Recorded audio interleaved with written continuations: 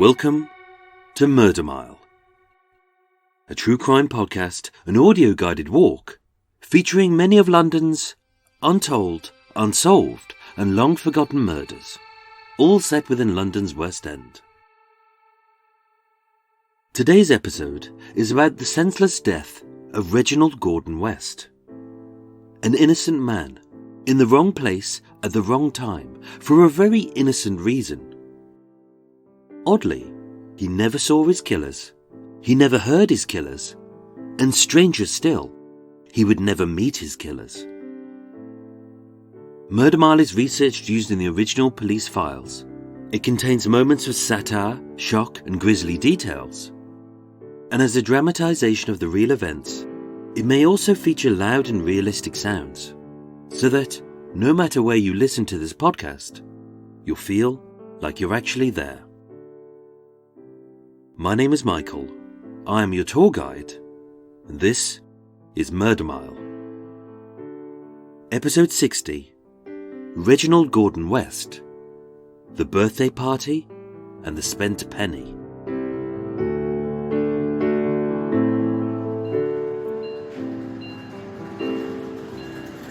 Today, I'm standing on Lisle Street, WC2, one street east of the Latin Quarter nightclub, where the murder of David Knight led to a mafia hit on Alfredo Zamparelli. 2 streets south of the Piccadilly Hotel, where the first bungled assassination on Russian spy Alexander Litvinenko irradiated an entire room. And a few doors down from the infamous Rosendale murder. Coming soon to Murder Mile. Lisle Street is a thin pedestrianised road wedged between Shaftesbury Avenue and Leicester Square, with the north side being a mix of oriental eateries, noisy gay bars and discreet brothels, and the south side little more than a featureless wall, being the back end of such cultural delights as the Hippodrome, Warner's Cinema and M&M World.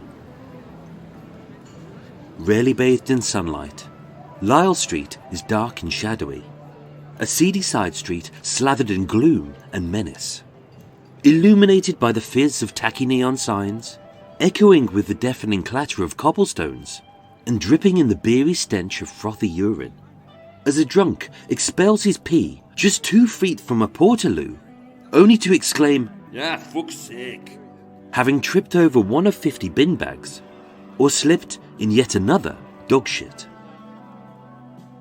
Today, Lisle Street is home to the Beijing Dumpling, a tasty little dumpling house set in a thin 4-storey brownstone building on a long curved terrace, with a small restaurant on the ground floor and a side door to the flats above. It's warm, friendly, and the food's good. But if you breathe deeply, there may be an odd smell you can't quite put your finger on. As it was here, on Monday the 25th of April 1966, on the second floor of 23 Lisle Street, where the life of Reginald Gordon West would end at the hands of 3 killers, none of whom he would ever meet.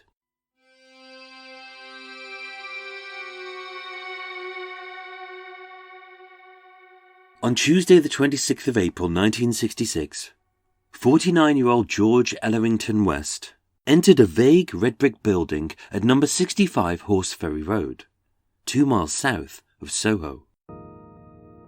Being blonde, thin and medium build, although he spoke well and held himself with a middle-class decorum, George's eyes were etched with shock, sadness and dread for what he was about to see. As this was Westminster Coroner's Court, where death inquests are held, and in a mortuary below, where the bodies are laid. Being stark, clean and cold, the softly spoken voices of George, Dr. Teare and Detective Superintendent Walker echoed across the steel fridges and the white-tiled walls of the morgue, with an eerie reverb. As D.S. Walker asked, "George, do you recognize any of these personal effects?" On a small side table, Several strangely familiar items were laid out like a bad jumble sale. A shoe, a hanky, 2 pens, a pair of spectacles and a watch. Except everything was black and sooty, broken and snapped. Several tiny fragments of a life destroyed.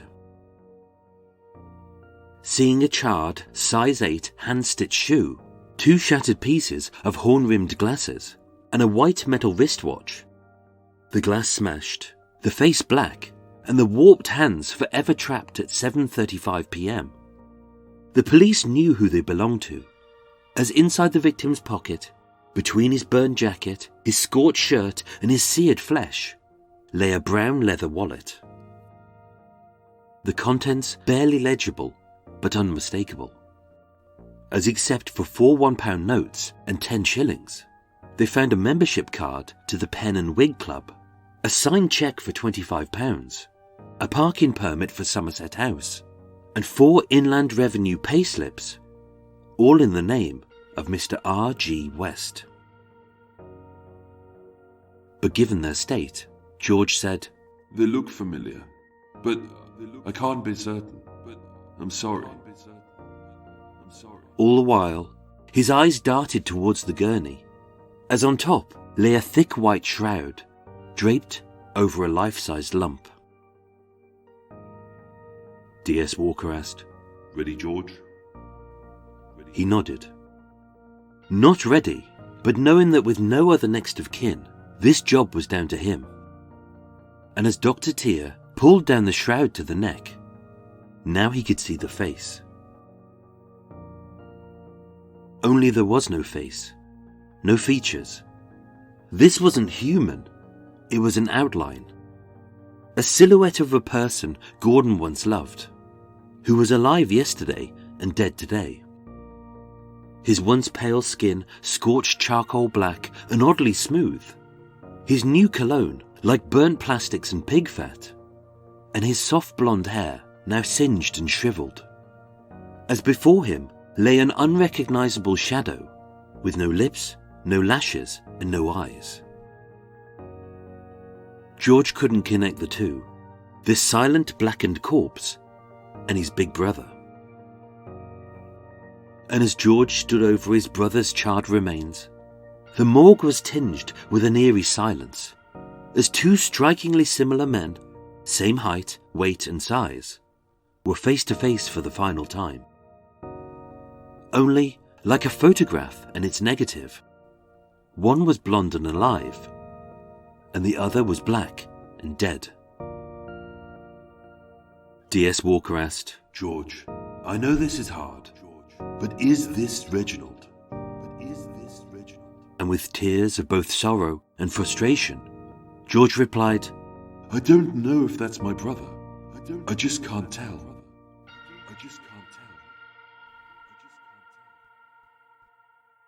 Reginald Gordon West died a truly horrifying death, having been burned alive. And although this was unequivocally proved to be him, one question still stood. Who had killed him, and why?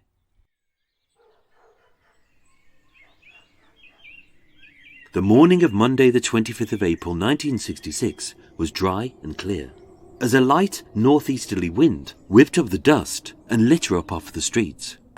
And being 3 degrees hotter than the monthly average, unusually it had rained very little. You may ask why a weather report is so important to the case, but it is. At 9:30 a.m, 3 young men, Roger, Robert and David, excitedly hopped onto the Bakerloo tube line at Kilburn Park in North London and headed 9 stops south to Piccadilly Circus. Their spirits were high, their banter was jovial and their mood was fun. And for good reason.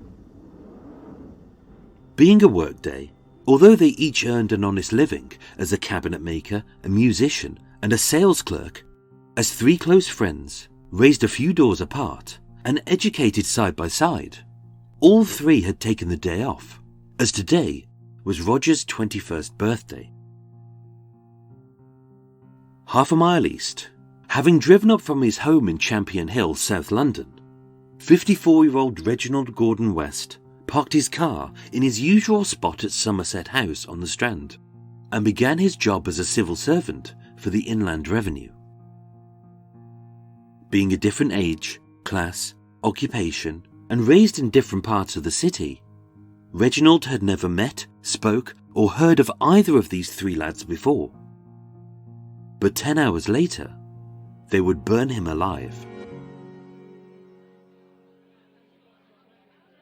With their bellies full, the pubs open, and the first drink of the day calling their names, the boys began as they meant to go on, and with some cheeky banter, lewd jokes, and a smattering of naughty words, the boys had fun and were no bother to anyone.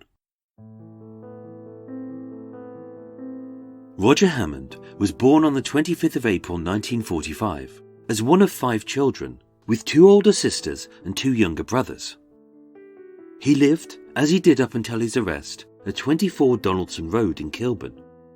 He was educated at Salisbury Road Secondary Modern, where he met Robert and David, and upon leaving school, he gained an apprenticeship as a cabinet maker, and he remained in that job for 6 years. Roger was a normal lad, a little loud, easily riled, and hot-tempered. But he had no debts, no drug issues, and no drink problem. He didn't consort with gangs, he had no criminal record, and no history of violence.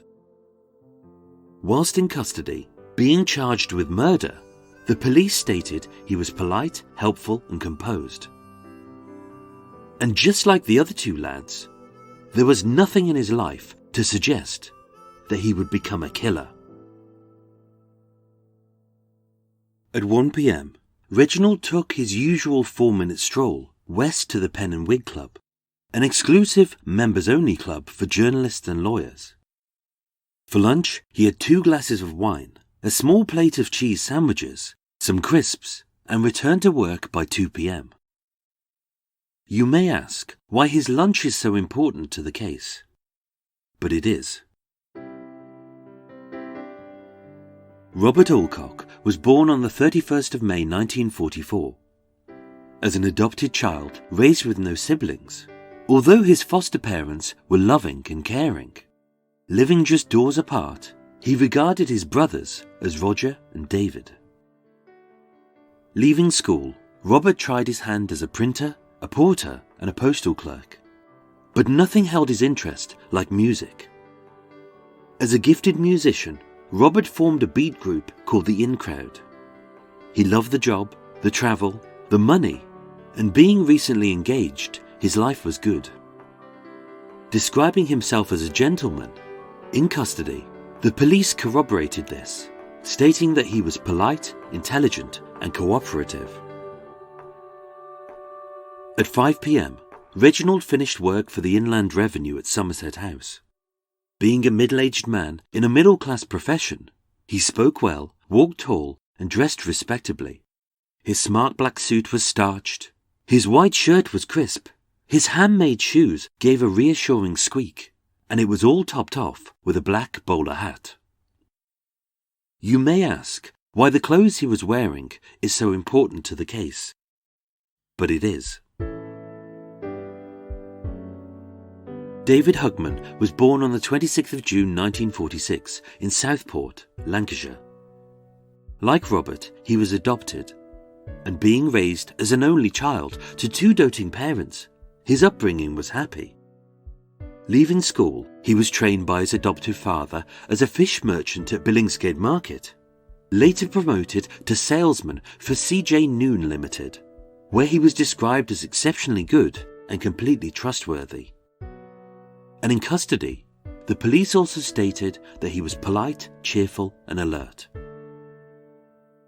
And as the evening rolled on, the jokes got dirtier, the banter got bawdier, and the booze flowed quicker. And although the lads were mostly moderate drinkers, having worked hard, they'd earned a day off, not just to celebrate their pal's 21st birthday, but also their lifelong friendship. Where Reginald went next, we don't know. Who he was with, we don't know. What he did between the hours of 5 p.m. and 7:30 p.m, we don't know. with nothing in his stomach but a few partially digested sandwiches and some crisps. We know he hadn't eaten since lunch. And with 299 milligrams of alcohol to 100 milliliters of blood in his system, we know that during those missing 2.5 hours, he drank the equivalent of 12 pints of beer, a considerable amount for an 11-stone man. Again, you may ask why what he drank is so important to the case. But it is. As all these details, the wind direction, the lack of rain, his clothes, his meals and his drink, all paint a picture of where he had been, what he had done, where he went next, and more importantly, why he ended up dead. At 6:30 p.m, Roger, Robert and David entered Lisle Street. They were 75 minutes away from killing Reginald West. But at no point during that day had they seen, spoken to, or even met their victim. They didn't even know that he existed until almost a week later. They were not crazed killers out for revenge. They were just stupid, drunk, horny young men looking for girls. 23 Lisle Street was inconspicuous. A 4-story building set in a curved terrace with an electrical store called London Central Radio on the ground floor.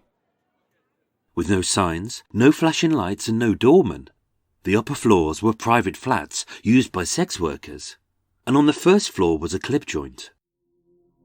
Of course, you would only know that if you'd been there before and you knew what you were looking for. But the one thing that sex establishments don't scream is exactly that. Sex. To the right of the shop, under a tatty red awning, was an open door. Egging the other on, Roger walked in first, followed by Robert and David. With torn wallpaper, a musty smell, and their feet creaking under the tinder-dry steps as a northeasterly breeze whistled up the gloomy stairs and out of a slightly ajar window set with horizontal steel bars, the boys giggled, as so far this was about as erotic as a prison.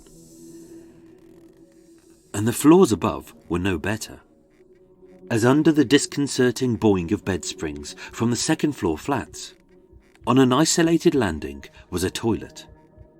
So cramped you could barely turn, so dirty you'd rather hover than risk infection, as with a tiny barred window screwed shut and the door's lock prone to jam, often an unfortunate punter would be trapped inside this airless cesspit, their nose violated by the stench of unflushed piss and shit, until someone heard their cries and gave the door a good shove. Only the boys would never ascend that far. The first floor was split into 2 rooms, an outer room, barely 10 feet square and draped in tacky black velvet, faux silks, tatty lace, and mildly erotic portraits of ladies in lingerie. And stood by a cash tin, the club's terms and conditions, and a coat rack, was a woman known only as Julie, whose real name was the even less alluring moniker of Griselda. With the club's door locked and the boys clearly sozzled, Julie took £5 off Roger to cover his tab. And with his pals being broke, Robert and David decided to wait outside, whilst the birthday boy entered the club and sexual heaven.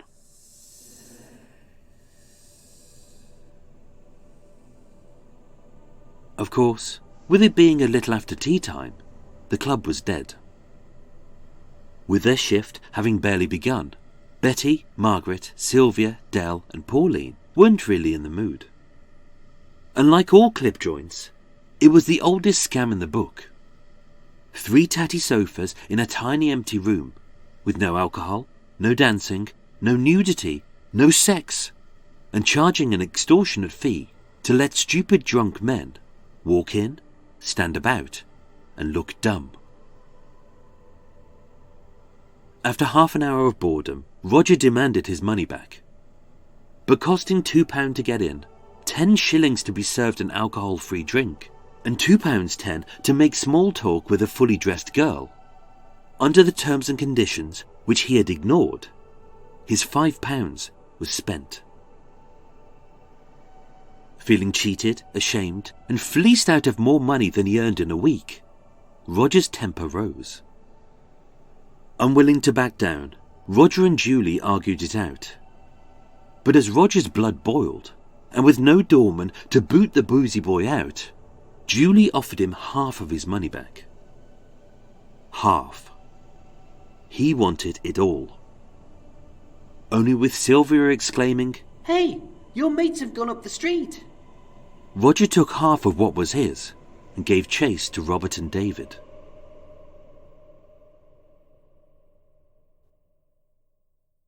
A few minutes later, Sylvia screamed, "They're coming back!"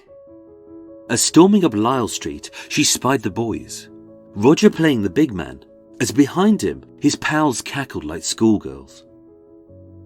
Sensing trouble, Sylvia locked the club's door, and like a pre-rehearsed battle plan, the girls dashed upstairs, past a stinky toilet, crawled out of an unbarred window onto a flat roof out back, and waited in silence.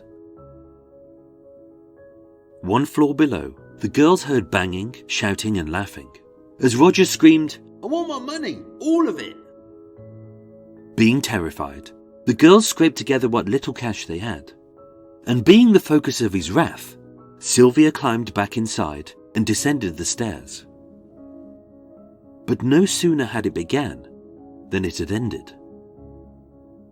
Peeping out of the stairwell, Sylvia spotted the boys fleeing west down Lyle Street. As in the peak of a petty childish tantrum, these grown men had emptied a full bin bag of dirty rubbish onto the stairs. The police were called, but with nothing damaged or stolen, no charges were made. Still being early into their shift, Sylvia and Margaret popped next door for dinner.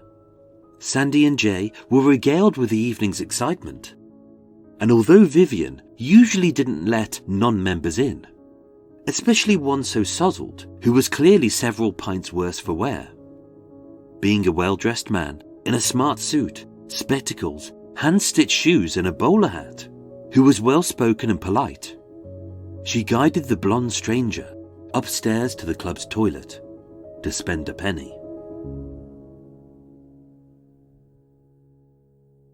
It was just a quiet Monday evening. But the evening was far from over. At Lex Garages, 3 streets northwest on the corner of Brewer Street and Lexington Street, 3 drunken lads, clutching a large Coleman's mustard tin, paid 2 shillings for half a gallon of petrol. And having grabbed another bin bag of rubbish, they stood in the doorway of 23 Lyle Street laughing. As feeling cheated out of £2.10, the silly giggling lads unleashed a petty prank. They only wanted to scare the girls. They didn't want to hurt anyone. They said it was just a joke.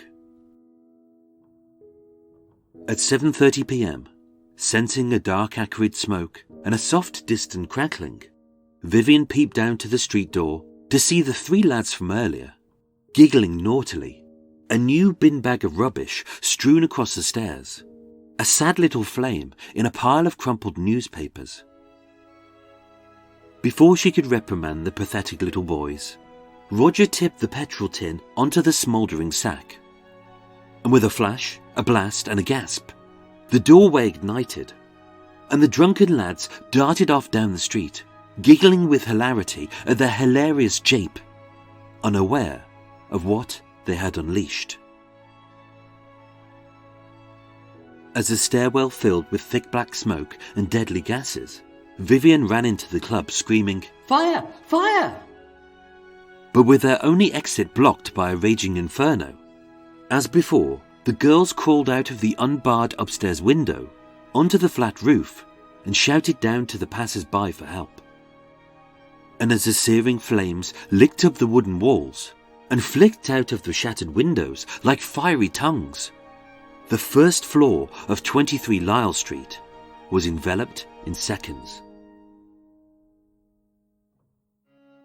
The Soho Fire Brigade were called at 7:36 p.m. They arrived at 7:39 p.m. and the fire was out by 7:58 p.m. Fire Officer Eads said that being a mix of paper and petrol, the fire would have remained by the street door and burned itself out, causing minimal damage to just the ground floor. But with the flames being whipped up by a light northeasterly wind, as fresh oxygen whistled up towards the unbarred open window, the tinder-dry beams of the old wooden stairwell acted like a chimney flue, forcing the fire higher and faster, enveloping all 4 floors of the building with speed and ferocity. Thankfully, with 2 of the girls in a nearby restaurant and 6 rescued from the rooftop, miraculously, everyone inside 23 Lyle Street escaped unharmed.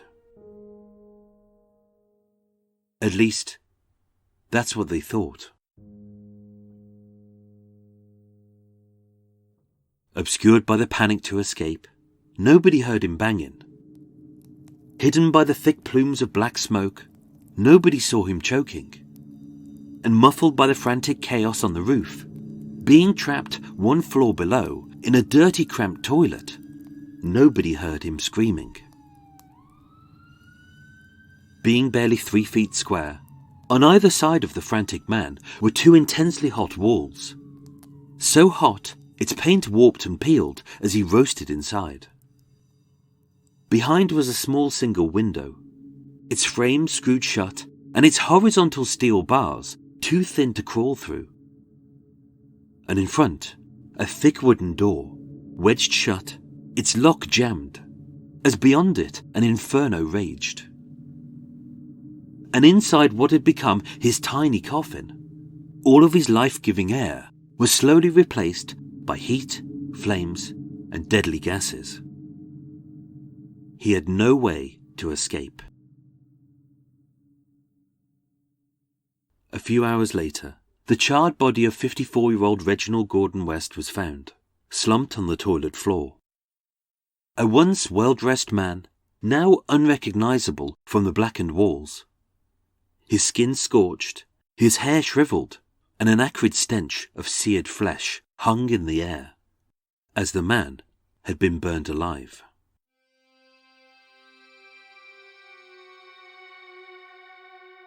With his body so severely damaged that even his own baby brother couldn't recognize him, Reginald's identity was later confirmed by the contents of his wallet and the records of his Harley Street dentist. Believing it was little more than a harmless prank, 1 week later, the police issued identikit pictures of the 3 unknown men seen starting the fire. Seeing their faces in the papers, Roger Hammond, Robert Alcock, and David Hugman handed themselves in at West End Central Police Station. They made full confessions, and all 3 expressed their anxiety and upset at the death of Reginald West. Being tried at Bow Street Magistrates Court, on the 3rd of June 1966, all 3 pleaded not guilty to murder, but guilty to manslaughter. On the 14th of July 1966, Roger and Robert were sentenced to 2 years, and David to 21 months, which they all served at Wormwood Scrubs Prison. With both parents dead, George buried his only brother. Reginald was a good man, quiet, polite, and professional. A well-dressed and well-mannered civil servant, who after a hard day at work went out for a few drinks, and like any normal person, felt an overwhelming urge to empty his bladder. His death was truly senseless. He was an innocent man in the wrong place at the wrong time for an innocent reason, who was caught up in a childish prank by 3 drunken boys who had been conned by a simple scam. He never met his killers, he never saw his killers, and he never even knew they existed. Reginald West died a horrible, painful, and lonely death, burned alive inside a dirty toilet in a seedy clip joint. And all because Roger felt cheated out of £2 and 10 shillings, and Reginald was desperate to spend a penny.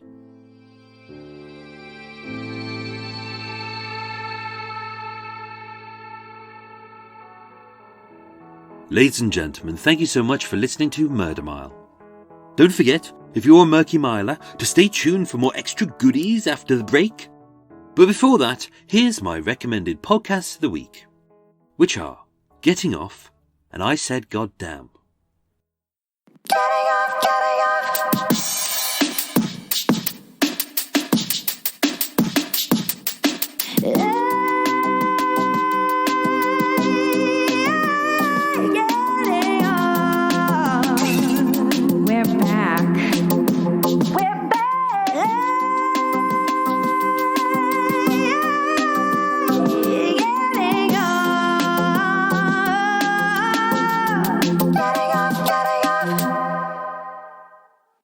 Are you a true crime junkie that's looking for a different perspective? Have you ever read about a famous case and wondered how it was possible that a defendant got acquitted? Are you interested in criminal justice reform? Do you often find yourself making extraordinarily inappropriate jokes while swearing like a sailor? Then the Getting Off podcast is for you. Hosted by us. Two real-life criminal defense attorneys. Getting Off explains the legal reasons behind outcomes in famous trials and tackles tough topics in the world of crime and criminal justice. We use first-hand sources like trial transcripts, police reports, crime scene photographs, and appeals briefs to give you the information that the public rarely hears about when it comes to the criminal justice system. Our podcast isn't about carefully crafted musical interludes or obsessively edited narratives. Instead, it is a no-holds-barred, unedited, raw legal presentation by two lawyers that have spent over a decade each in the trenches. Previously covered cases include Casey Anthony, Michael Peterson, Jodi Arias, and more. Subscribe to the Getting Off podcast on Apple Podcasts, Spotify, Stitcher, Podbean, or wherever else you get your podcasts. Do that to get off now.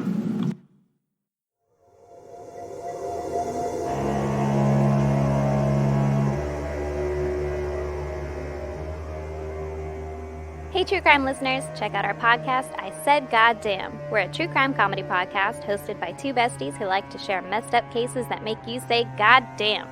Every Sunday, we try to one-up each other's story by sharing a horrific case the other has never heard of. Along the way, we splash in some wildly inappropriate jokes and colorful language. Listen every Sunday from any of your favorite podcast directories. Also, follow us on Twitter at ISGD Podcast or visit our website, isgdpodcast.com.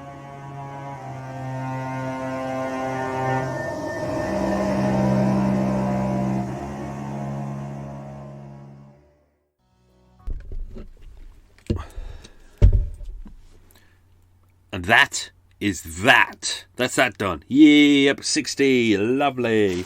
Welcome, everyone. Welcome to Extra Mile. It's me. Hello. Michael. Hello. How are you? You all good? Hope you're all well. That's good. It's good. How long did that take? Oh, that was a little bit quicker than I thought. Good. That's nice. Right. Welcome to Extra Mile. If you've never been to Extra Mile before, obviously this is the unscripted, unedited bit. There's no sound effects, there's no editing, blah, blah, blah. This is just where I give you extra information about the case that you've just heard. But also, I go and open my windows and doors to let some air in, because, because it's warm and it's airless. And although it wasn't too bad today, there wasn't a man with an angle grinder outside making a bloody nuisance, and it's been quite quiet. So it's been easy to record this one. In fact, the only bit of fun that we had one boat go past, but I barely heard it because it had a quiet engine. And the other one was Mr. Weeds. Mr. Weeds is a man who goes out in a boat, and it's weird. It's like it's like he's got a conveyor belt on the front, and what he does is he gets rid of all of the weeds on the top of the water, because there's quite a prolific weed on the water that basically starves the water of oxygen. So he's out today clearing all that up. Anyway, I'm going to put my tea on. Coffee. I'm going to have coffee today. Have I done that? That's done. Got a Bakewell tart ready for when I finish. Proper Bakewell tart. Not a Mr. Kipling. Mr. Kipling's are alright, but they've gone a bit small. Gone a bit tiny, they really have. So this is a Morrison's Bakewell tart. I'm just going to switch off a light. Morrison's Bakewell tart. They're like twice the size. They're nice and deep. The frangipan's good. There's enough jam in it. The icing's nice. The pastry's good. And there's always a glacé cherry, which is good. So, right, so we're waiting for my coffee to do. I'm going to have a coffee. It's meant to be like an Irish cream coffee. It doesn't. It just tastes like someone's put a bit of mint in it. And so we'll just do this. So, out of breath. So, where am I? I'm in Little Venice at the moment. I think I mentioned that last time. Little Venice, a place they call Little Venice because it has a canal. It has one canal. Doesn't look like Venice at all. It has 2 bridges. 4 bridges, if I'm fair. Apparently they call it Little Venice. It's not really Venice at all. Anyway, I'm going to move tomorrow. I'm going to move on to the east of London and going to head out that way because I'm going to get the covers for my boat fitted. So I'm going to be up nice and early so I can get to the water point before everyone else gets there. And I'm going to empty my poo tank because obviously when you have a doo-doo on a boat, obviously it can't go into the canal because there's wildlife in there and things like that. So it goes some boats have little cassettes. It's like a little drawer you put underneath your toilet, and like once a week you have to pull it out because you can fill up one of them quick. Or like in mine, I have one that's like it's like a big old tank that has like 200 litre capacity or something like that. It's just a lot of poo. So tomorrow I get to go to the machine. It's like a big hose you put on. It builds up a suction, and then you open it up, and then you hear and then you watch. And it's unfortunately to make sure it's working that you're getting suction. It has to be a clear tank. So people walking past and they look at you and they go, they can see all of your poo being sucked out of the boat. But yeah, there's a lot of poo I need to get rid of. So anyway. All good. So that was Ep 60. Hope you enjoyed that. Just about to start writing episode 61, which I think is a nice one. I've done the research on that, so I think that might work. It might be a nice simple story. And then episode 62, I'm going to do as the boat going past a little bit too fast. So my boat might do a little bit of a bang here. He's going way too fast, and he's got a shit engine. Listen to that. Yeah. Oh, he's just decided to slow down a bit. Oh no, he hasn't. He's decided to crack on. He has no idea, has he? So episode 62 will be the 2-parter. So the original one that I was going to start the series with, but it wasn't that it wasn't a good episode. It was a really good episode. It's different to all the others. There's no sympathetic characters in it. So what I did was I focused on the investigation and how there was very little evidence for the police at the start, and it's quite an interesting one to look at when people go, why aren't the police doing their job properly? Why can't the police solve the murder that happened to round here? And when the police turn up and speak to the neighbours go, I'm not talking to the police, it's up to you to solve it. And it's like it's one of these kind of ones. So what I'm going to do, episode 62 will be a 2-parter, so they will go out at the same time. So you'll wake up in the morning and go, oh, hang on, Michael sent 2 versions of the same. It's not. It will be episode 62A and episode 62B, and they will be marked part 1 and part 2. And I'll clearly mark in them this is a 2-parter because sometimes people message me and they go, whoa, what's going on? Why are you... What? I've listened to this bit and there's no ending. It's like, yeah, because it says part 1, for fuck's sake. Anyway... Oh dear. Anyway, so that will be episode 62.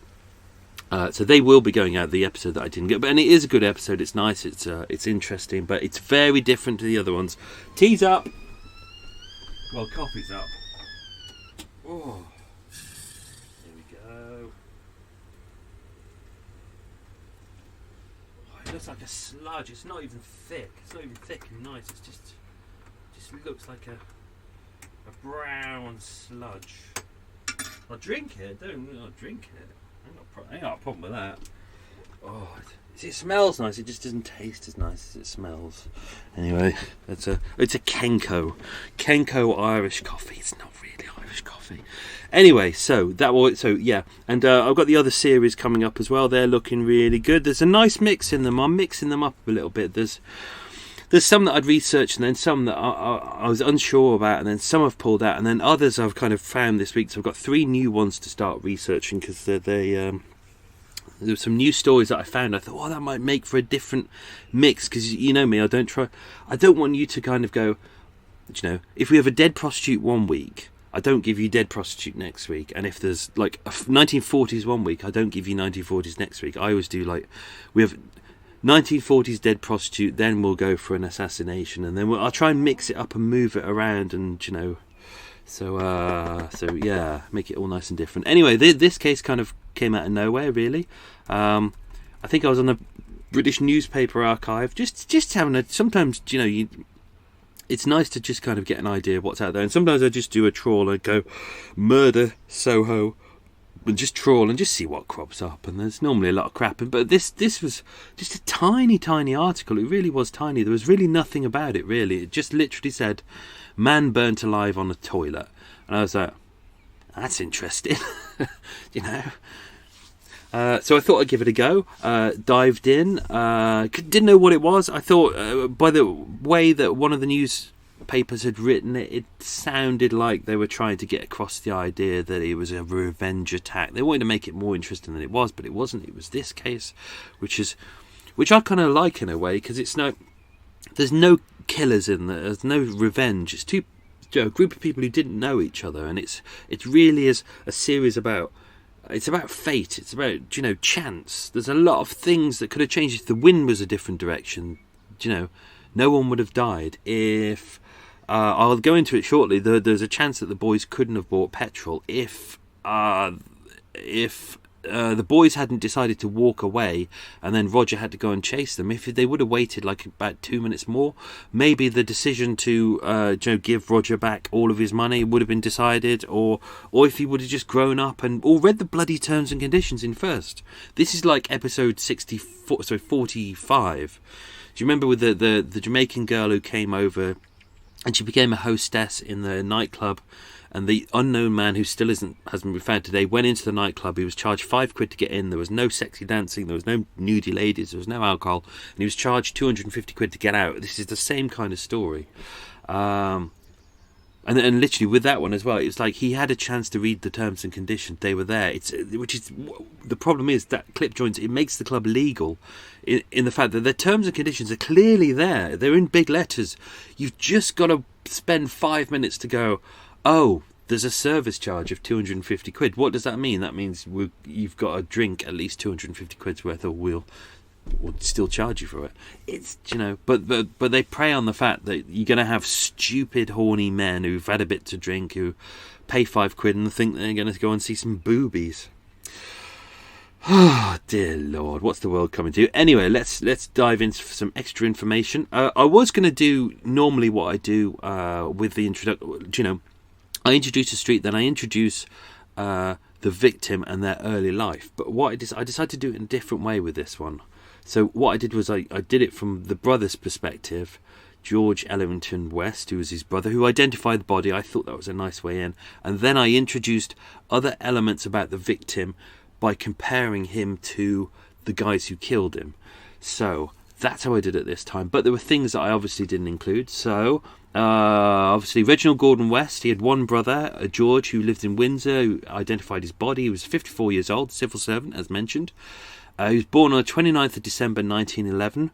His parents were Herbert George Gumbleton and Christina Margaret Gordon. So that's where you get Reginald's middle name being Gordon was from his mum, and George's first name was his father's middle name.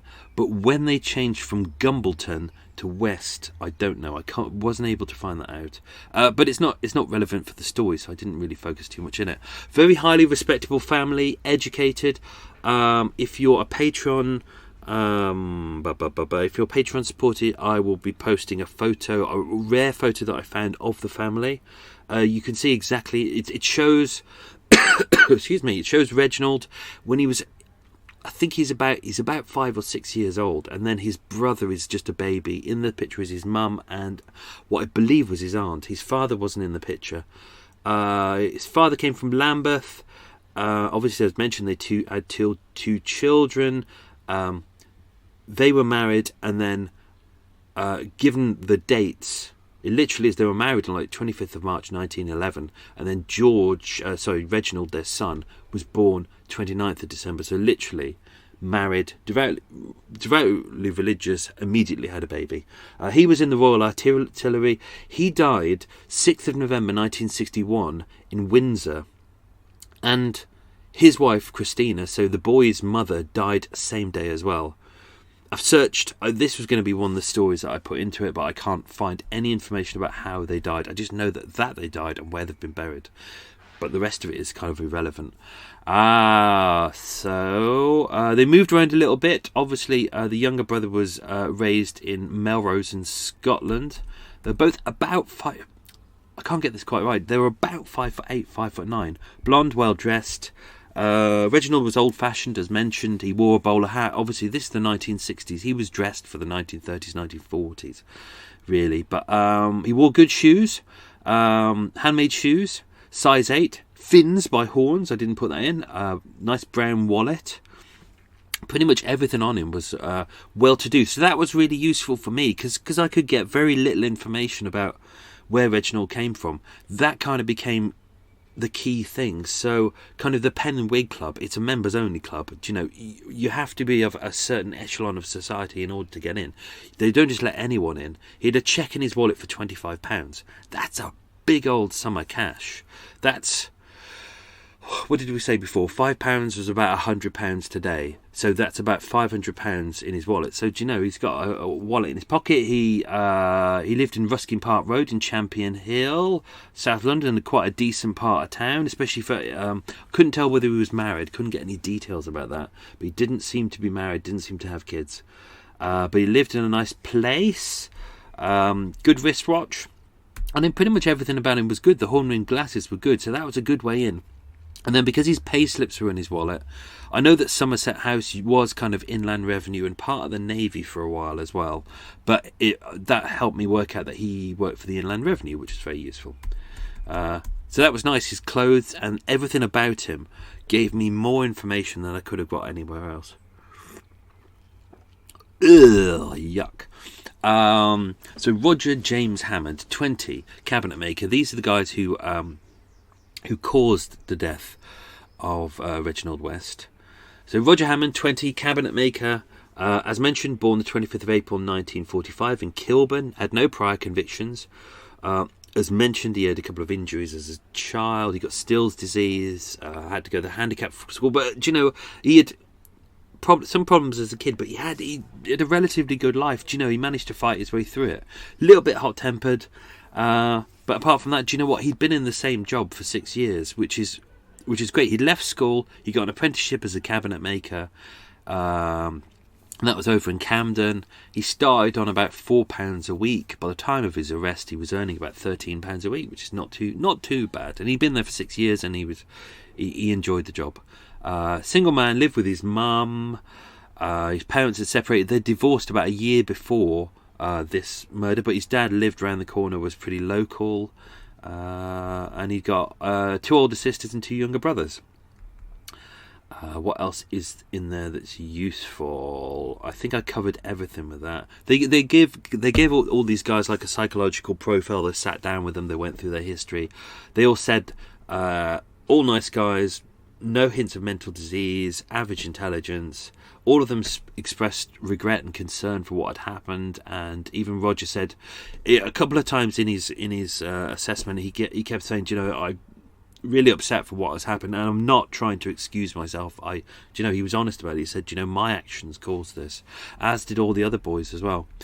So Roger Alcock, who's the other one, who's the musician, same again, good background. Didn't hang out with bad people.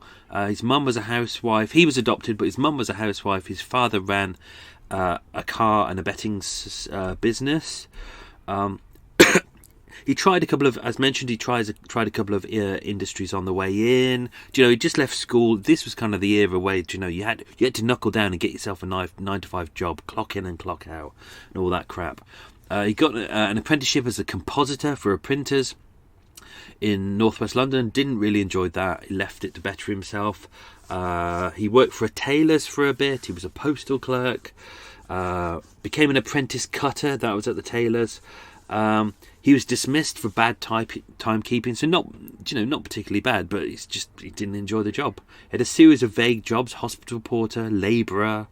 But when he he really loved music. He went to art school. He set up a club called the In Crowd. He was briefly managed for a while, and he used to play clubs mostly around North London. There was a club called the Noriette Club in Seven Sisters Road. That was kind of his main haunt, but he would travel around a lot, and he really enjoyed it. He was engaged at the time, said he enjoyed what he did. He was a gentleman. He didn't like violence. Police said he was polite and cooperative in custody. He complained of depression and feeling dejected. This was whilst in custody, and became tearful when discussing the offence. He had a strong sense of guilt and suicidal thoughts, and wished he had died instead of the innocent victim. David Hugman, the other one, he was a fish salesman. They're all just very ordinary boys. There's really unremarkable stories. He got a job as a sales assistant at Montague Burton in Kilburn High Road. Didn't really enjoy that. Went into business with his dad. His dad was already a fish merchant at Billingsgate Market. Worked his way up through the echelons. I don't think it was really his thing. They said his work was satisfactory, but do you know what? It was paying him a wage. He got through to be a trainee salesman at another fish merchant's, and was promoted to salesman and office clerk. He was on about £20 a week, which, as we've just mentioned, that's not bad actually, and was described as exceptionally good, completely trustworthy, and very capable. And these are all at the time of his arrest. Anything else in there that's interesting? No, not really. Yeah, no, all good. So, as mentioned, we got the possessions that were found on Reginald West. All became really useful, but as mentioned before, the police couldn't just assume that because the wallet was on the body that the wallet belongs to the body. They can't make those leaps. It's like we'd go, oh well, the wallet was in there, so that it's Michael's wallet, so that must be the body of Michael. But police can't do that. You have to get it. You have to get exactly right. Because what about if this guy wasn't Reginald? What about if he was a mugger and Reginald had been mugged, left for dead somewhere else, or you know, whatever, and this guy accidentally had been burnt to death? So it might not be Reginald, but they had to check. They were pretty certain it was, but coffee's awful. So they had all the things in his wallet, which was great. You know, it was inside his jacket, and even though it was intensely hot in there and his flesh was searing and all that, you know, a lot of that didn't get damaged. It was inside a leather wallet, and the leather actually protected a lot of the documents, which was really useful. But in there, of course, as mentioned, he also had some ballpoints, a white handkerchief, 3 keys in a leather case, which they later checked belonged to his flat. The white metal wrist watch with the glass broken, the face was smashed, and it stopped exactly at 7:35 p.m. So that would be at the intensity of the heat of the fire when it had killed him, caused his watch to stop as well. Obviously, as mentioned, the boys kind of set the fire off. It was just meant to be a prank. They ran away. They thought it was just a small fire which could easily be put out and that no one would be harmed. Even though Roger Hammond had written in the club's signing in book, he'd written his name. It was an illegible scrawl. Literally, he'd just written Roger and then he'd signed. So the police were unable to track him down because of that. May the 1st, 1966, so that's almost a week later, the police issued identikit pictures of the 3 men based, because don't forget there were 6 ladies there who'd seen their faces, so they were able to identify. The identikits are pretty good. They were issued. Important to point out, so we've heard about identikit before. If you don't know about identikit is, in the old days, what they used to do was they used to sit like a victim down and go, okay, describe the man.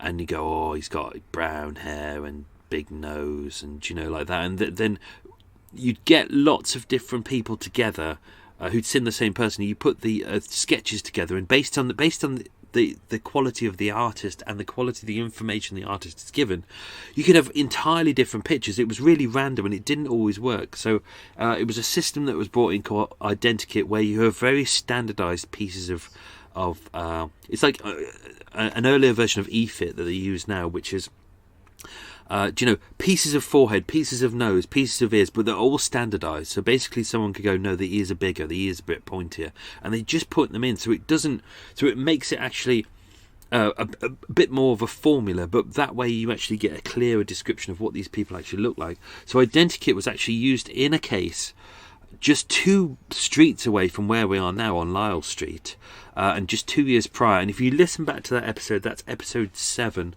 which is the identikit killing in the old curiosity shop. That's the one where the young lad steals a ceremonial sword worth £15 so he can sell it to buy an engagement ring for his girlfriend. And he kills the lady who is looking after the shop there. He kills her and flees. And this was one of those cases that was kind of interesting, because if he just would have gone in there and killed the lady, he would have got a life sentence. If he would have just gone in there and stolen the sword, he probably would have got about 5 to 10 years and then been released. But because he went in there and killed her with one of her own swords that were in the shop, and then he took the sword, that meant that he qualified for the death penalty. Whereas if he hadn't stolen the sword, it just would have been a life sentence. Anyway, this case, just in case you're wondering, this is 1966. So the abolition of the death penalty came in 1960/61. That's went through the House of Lords, and then they had about 4 or 5 years of kind of working it through. So the death penalty in death penalty in England and Wales wasn't abolished until 1965, and this is 1966. So even though these boys had been found guilty of manslaughter, if they had been found of murder, which this wasn't, they wouldn't have got the death penalty, A, because the death penalty had been abolished, and B, they hadn't stolen anything. In fact, it was the opposite. Roger felt he'd been stolen from. Whew! Right. Whew, that's a lot of breath I expelled then. One thing I didn't go through in here was obviously when they went to get the petrol, we got a statement here from Ernest Alfred Wells, who was the forecourt attendant employed at Lex Garages at number 2 Lexington Street. You've heard about Lexington Street before. That was in the episodes 8 and 9, the Ginger Ray case. So she was on, oh come on brain, work, Broadwick Street. She was the prostitute, remember the really nice one with the red hair, who used to treat all the homeless kids to sweets, and she kind of funded feckless boyfriends as well. And she would walk from Broadwick Street to Brewer Street down Lexington Street, so that's where you've heard that before. Also, what's that guy? The mad Russian guy, the mad German guy who cut his mate's cock off, William. I think it's like episode 12 or something. Anyway, that's down there as well. But interestingly, I go past this place all the time. It's on Lexington Street. It's an old garage. It's like a multi-story garage at the moment, but it's white and it's Art Deco. And if you go past it, it's right on Brewer Street. It's right by all the sexy lady shops. And if you walk past it, you'll see it, and it looks really nice. They probably won't knock it down because it's really nice. But it's the Art Deco garage, and that's where the garage was. That's where they got it from. So that's literally 1 street west of Old Compton Street, and it's 1 street west of Peter Street, where Jacqueline Birion was murdered as well. So that's the week before's episode. Oh dear. Anyway, so yeah, they were there. That was the garage. They went there. One of the exhibits in the case was Exhibit 9. The evidence, that was a burnt mustard can. But I didn't go into this because it slowed down the story. But on that evening, the 25th of April, Alfred Wells, the forecourt attendant, he said he served some boys who turned up wanting to get some petrol in a can. They hadn't got any cans available, because obviously you could buy a can and then you could fill it up with petrol. They hadn't got any available, and the young boys wanted some fuel, so they went off and they found a wine bottle, and they turned up with it. And Alfred went, "No, I can't give you wine in a wine bottle." So they went away. It looks like they'd gone around some bins and stuff like that, and they managed to find a Coleman's mustard tin. So a big old mustard tin, a decent sized one. It was empty. They cleaned it out. It got a lid on it. He was happy. It was a metal tin with mustard on it. He sold them 2 shillings worth of petrol, which was roughly around half a gallon of petrol. And then they went off and caused the death of Reginald West. Post-mortem was conducted by Dr. Donald Tier. He has cropped up several times in here because he was the Westminster pathologist at the time. So that was on the same day. It was at Westminster mortuary. I could barely say those words. Body was severely damaged by fire. I will be putting a photo on the Patreon page. I will put it hidden. It's in there, and you can make the decision whether you look at it or not. But it was one of those photos I looked at and went, "Where's the victim?" And then I went, "Oh shit, there he is." With this fire, the pathologist was unable to determine. He definitely died of asphyxiation. That was what had killed him, not the flames. He hadn't burnt to death, but it was the asphyxiation that killed him first, as with a lot of fires. And then the fire was then the fire caused all the damage to him. But they were unable to determine whether he was conscious or unconscious at the start of the fire. So by the time the flames had been licking up. As mentioned, the body was identified by his brother. He was unable to confidently identify the body as that of his brother. He looked at a pair of gents' shoes and spectacles, which he said were similar to those of his brother. What his brother wore, that's not even good English, and some personal documents too. In those personal documents were obviously his payslips, and George's passport was there as well. They could see his name and his picture on there, but still, they couldn't use that as absolute hard evidence. You have to have someone to come in and go, I identify that body. What they did was they managed to find his dentist, who was Edward McKinn Sycamore, at number 113 Harley Street. Told me a lot about who Reginald was. If he had a... obviously, Harley Street is where all the posh doctors are. Well, we say posh doctors. At the moment, it's really... most of it is really just kind of people renting out places and conning people into believing that they're good, respectable, amazing doctors simply because they're on Harley Street. Because everyone goes, oh, it's a Harley Street doctor, and they don't realise that literally anyone can rent a place with enough money on Harley Street. It's a con. There are some good doctors on there, though. Anyway, he was at 113 Harley Street. Reginald had been his patient since 1955, so that was 11 years. He examined the badly burned body at Westminster mortuary. I'm sure that most dentists, it's something that they don't think they're ever going to have to do. He saw the dental work and he was able to confirm that that was Reginald West. That's how they proved it was him. As mentioned, the trial was held at Bow Street Magistrates Court on the 3rd of June 1966. Hammond and Hugman, through their solicitor, pleaded not guilty, and they reserved their right for defence. And Alcock, through his solicitor as well, said, I have nothing to say at this stage. They were all granted legal aid, which means that the state paid for their legal costs. One thing that was part of the case that I didn't go into because it's just really dull, to be honest. Mrs. R. Cohen, who ran London Central Radio and Electrical Stores on the ground floor of 23 Lyle Street. Obviously, she lost loads of business because the building caught fire and her shop caught fire as well. It was loads of papers about it. I couldn't be asked to read them. I had to flick through and I was like, meh, boring. 14th of July, they were all sentenced, all charged with manslaughter, all served at Wormwood Scrubs. Originally, Alcock and Hammond, so Roger and Robert, originally were sentenced to 4 years, but because they had no prior convictions and they all admitted guilt to manslaughter and were very helpful to the police, that was reduced to 2 years. And David Hugman's was reduced to 21 months. Oh dear. So that was that. Did you enjoy that? Was that good? I'm out of breath now. Having my coffee. Looking for this cake is staring at me. Look at it. I've already had one this morning. Can't wait. I'm going to have another. So that was that. That was episode 60. Hope you enjoyed that. I am heading off to the laundry now. That's how exciting my life is. Wow. Before I disappear off tomorrow, I was actually racing to get this episode done because it's going to piddle down with rain shortly, and because the roof of the boat is steel, like if you get a tiny bit of rain, it goes, and if the rain's really heavy, you can't hear anything, which is nice. Do you know when you're lying in bed?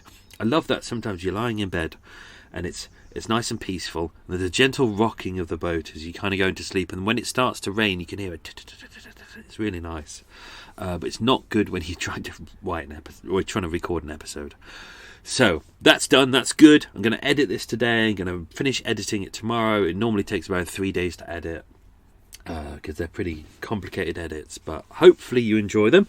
Hopefully you can hear all of the sounds in there. I was just going to say you can listen to this however you want, really. But some people did message me and say, someone did message me and say, oh, I didn't realise that there was a soundtrack in the background. And when I quizzed them about it, I realised that they were actually listening to it. Like I record this with inner ear earphones, and the sound is deliberately meant to be subtle. I don't like it to be too heavy. So there's music in there, but there's also sound effects as well. And if you hear all that, great. But if you're listening to it like on a what's it called, like a hands-free speaker or something like that. I'm not hip. I'm not with the kids. I don't understand. You might not hear all the noises if you've got a mono speaker. You might not hear it as well. Or you don't have to listen to it with good earphones. But just to say, if you do listen to it with inner earphones, you'll probably hear more sounds. They're more in there than anyone else will hear. And there's little things that I deliberately put in. Like sometimes I spend hours like really tweaking little different sounds. There were some that I put in the last couple of episodes that I can't explain them to you because it's like I don't know how I'm going to edit this episode, so I can't explain how. But there are things that I put in there that are really good fun that I enjoy editing, and I sit there going, oh, I hope everyone hears that, but I know that most people won't. But if you want to, if you do get a pair of inner earphones and you want to, have a listen to some of the older episodes, or go back and listen to some old ones, and then you'll hear some of the things that I've put in. Things that I put in there deliberately, I try and make them a little bit subconscious in there, like last time with the last week's episode, so the Daisy Wallace one, I set up in advance so you knew where you were by the sound, because you'd hear the phone ringing, you'd hear the typewriter, you'd hear the sewing machine, hear the tailor sounds, and they're all in there, and the rumble of the tube train, so you knew you were in Holborn. But what I started doing, I started tweaking with the sounds later on. So the nearer we get to a murder, sometimes like the phone ringing is reversed. So I deliberately throw things in to throw things slightly off key just a little bit. So hopefully, whether you hear it or not, or whether you consciously hear it, hopefully your brain hears it and it goes, ooh, something's going wrong there. Or with the Jacqueline Bivy one, I had a lot of fun using the different sounds in there. And there's one bit that I really liked. I put it in at the last minute, and it's where, at the start, when I can't remember the name of the guy, where he meets Jacqueline Birry and she goes to take the other pound note off him, and she goes, "Is that for me?" like that. And I didn't like it when I recorded it. I thought, I don't like the way I've done that voice. I might have to change that. But I tweaked with it a little bit, and then I was like, I started putting it in. I started doing what they call a pull stretch, which is basically you take a piece of sound and you elongate it. So if it's that for me, so that's barely a second, but if I can elongate that to 3, 5, or sometimes 10 seconds, it's the same sound, but it's just it's longer. So it's like, it's got a really drunken drawl to it, and I love that. So I put that in there, and then at one key point in episode 58, I put in very quietly Jacqueline Birry, or me as Jacqueline Birry, really going, "Is that for me?" And it was at the right point. I was like, I'm really happy with that. I was happy with that. I'd thrown it in just to position it, and it was really good. I have to say that was a difficult episode to edit. I don't normally talk about the edit, because by the time you hear this, you've already heard the full episode, but I haven't started editing it yet. But the Jacqueline Birry one was interesting. I got halfway through it, and I was like, I don't know how to edit this. It's getting complicated. And I sat down and thought, because obviously I have to do this based off battery power, because I haven't got mains power, so I have to look at my battery and go, shit, I've got 40% left, right, what am I going to do? And I thought, bollocks, I'm just going to go gunzo with it. So I deliberately, got all my sounds, and I just pushed them all in, and I was like, right, what are we going to do? And I had a lot of fun with it. And a couple of hours later, I was like, this sounds really good now. So we'll see how this episode goes. I'm hoping I'll do an episode soon where it's just nice and simple. I might do that, yeah. I've got one coming up soon, which I think the next week's one I'm writing will be quite simple, I think. I'm going to deliberately make it simple.